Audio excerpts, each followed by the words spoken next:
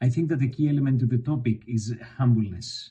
Jesus in John 6 says something interesting that reminds us why we have to be humble about our thoughts and ideas. He says actually to his followers in verse 63, "It is the Spirit who gives life. The flesh is not help at all. The words that I have spoken to you are spirit and life." So let me unpack two things about humbleness dealing with difference and unity. The first one has to do with the world, the society. In missions, we come with our own set of answers to our own set of questions many times. Opinions and answers that we have given fights and a lot of work through the years, maybe a lot of research and thesis around the topic.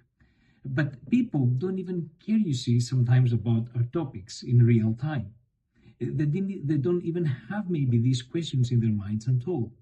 In missions, you see very quickly, you discover that the things that you were fighting for within the evangelical, maybe, or church circle that you belong into, maybe don't really even matter out there.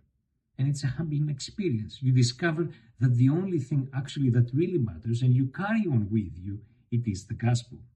The second thought has to do with the fact that being in mission and through its processes, you might end up finding easier sometimes to connect and even agree with people you're reaching out rather than your own brothers and sisters in Christ.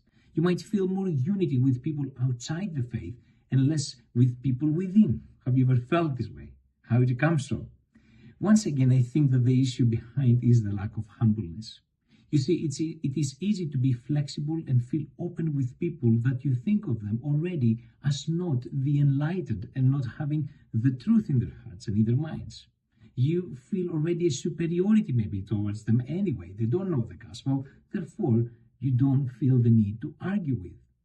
But when it comes to fellow brothers and sisters, you see, you feel the need to compete about the right view of things. Our lack maybe of humbleness comes on the surface. It's a gospel issue. Maybe we don't end up to believe that only his words are truth and life. May God bless your work.